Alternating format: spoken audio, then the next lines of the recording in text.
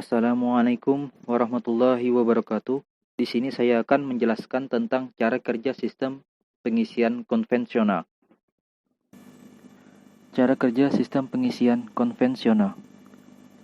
Charging system pada kendaraan memiliki fungsi yang sangat vital, mengingat fungsi utamanya adalah untuk mengisi kembali baterai atau aki, dan untuk mensuplai kebutuhan listrik untuk semua sistem kelistrikan pada kendaraan selama mesin itu hidup. Sistem pengisian terdapat beberapa komponen utama, yaitu alternator, baterai, regulator, kunci, kontak, dan lain sebagainya.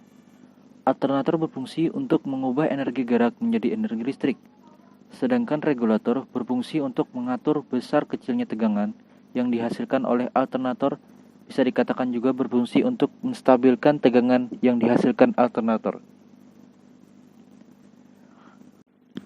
Wiring diagram. Di bawah ini merupakan rangkaian dari sistem pengisian. Ada juga komponen lain yang turut berperan dalam charging system, yaitu baterai, fuse sibling, fuse, charging warning lamp atau lampu pengisian, dan beban. Alternator terdiri dari beberapa komponen, seperti kumparan stator, kumparan rotor, 6 buah dioda yang dirangkai dengan sistem jembatan, dan terminal alternator.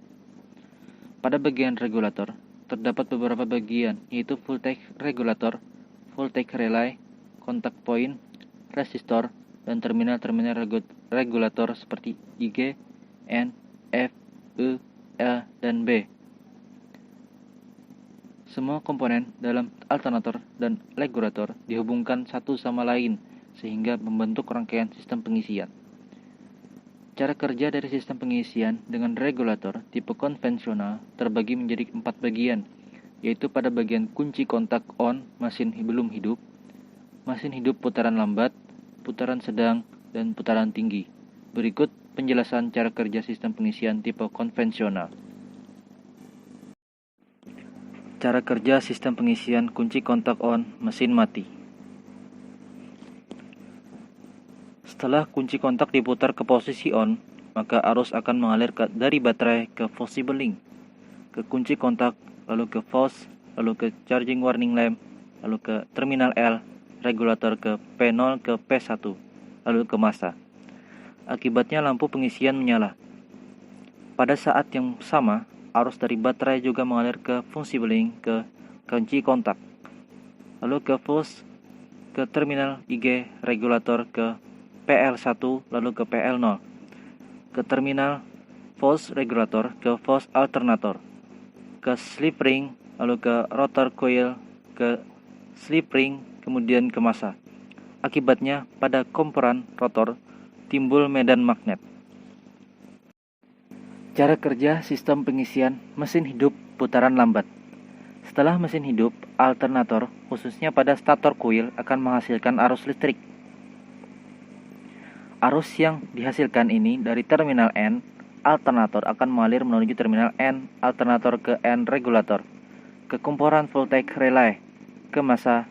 Akibatnya pada voltage relay terjadi kemagnetan, sehingga terminal P0 akan tertarik dan menempel dengan P2, yang mana arus yang ke lampu pengisian coil. Tidak pendapatan massa ini akan membuat lampunya mati. Output dari stator coil ini disalurkan ke dioda atau rectifier dan diserahkan menjadi arus searah atau DC, kemudian mengalir ke terminal B, alternator, kemudian ke baterai. Maka pada baterai atau aki terjadi pengisian. Arus dari terminal B, alternator, juga mengalir ke B regulator, ke P2, lalu ke P0, ke komponen voltage regulator, ke massa.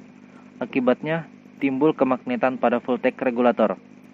Karena putaran masih rendah, tegangan output alternator cenderung rendah dan kemagnetan pada kumparan voltage regulatornya pun juga masih lemah. Akibatnya tidak mampu menarik PL0 dan tetap menempel ke PL1 karena adanya pegas pada PL0.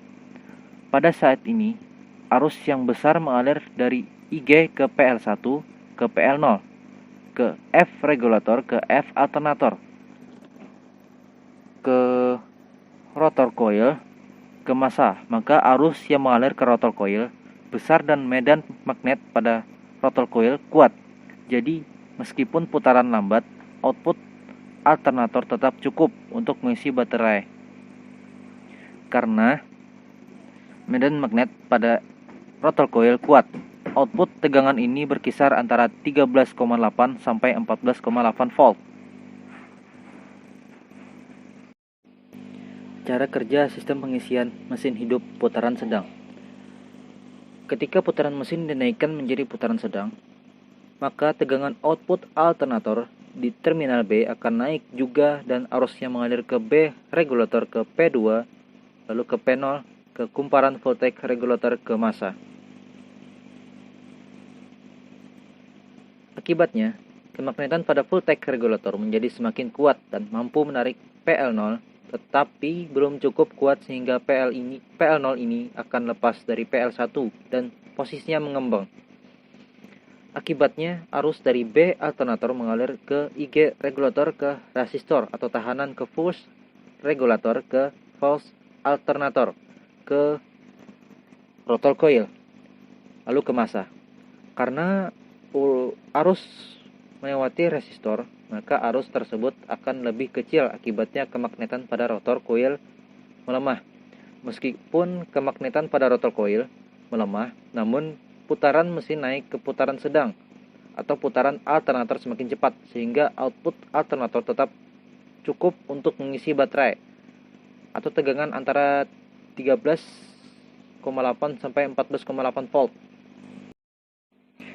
Cara kerja sistem pengisian mesin hidup putaran tinggi. Jika putaran dinaikkan lagi menjadi putaran tinggi, maka tegangan output pada terminal B alternator akan cenderung makin tinggi. Bila tegangan tersebut melebihi 14,8 volt, maka kemagnetan pada kumparan voltage regulator semakin kuat, yang mana akan mampu menarik PL0 dan akan membuat menempel dengan PL2. Karena PL0 menempel dengan PL2, maka aliran arus akan berbeda, yakni arus yang berasal dari terminal IG regulator akan mengalir ke resistor, ke PL0, lalu ke PL2, kemudian ke massa. Tidak mengalir ke rotor coil. Hal ini menyebabkan medan magnet pada rotor coil tidak ada. Karena pada rotor coil tidak terjadi kemagnetan, maka output tegangan pada alternator pun akan turun. Bila tegangan output kurang dari tegangan standar, yaitu 13,8 sampai 14,8 volt, maka kemagnetan pada voltage regulator akan melemah lagi, sehingga PL0 akan lepas dari PL2. Arus dari IG regulator ke resistor kembali mengalir ke rotor coil, ke massa, sehingga medan magnet pada rotor coil kembali menguat, sehingga tegangan output alternator naik lagi. Bila tegangan di B naik lagi dan melebihi 14,8 volt, maka prosesnya berulang ke proses seperti di atas secara berulang-ulang, dan PL0 lepas dan menempel dengan PL2 secara periodik sehingga output alternator tetap stabil. Berdasarkan cara kerja sistem pengisian konvensional tersebut, maka dapat disimpulkan bahwa terjadinya tegangan output alternator dipengaruhi oleh 3 hal, yaitu adanya medan magnet yang dihasilkan oleh rotor coil, adanya kumparan di sekitar medan magnet, yaitu stator coil, adanya pemotongan medan magnet oleh kumparan. Pemotongan medan magnet ini terjadi karena adanya putaran poros alternator yang menyebabkan rotor coil berputar, dan medan magnet yang ada padanya juga berputar, memotong kumparan pada stator coil. Sampai di sini penjelasan saya. Ada salah kata dan penjelasan, mohon maaf.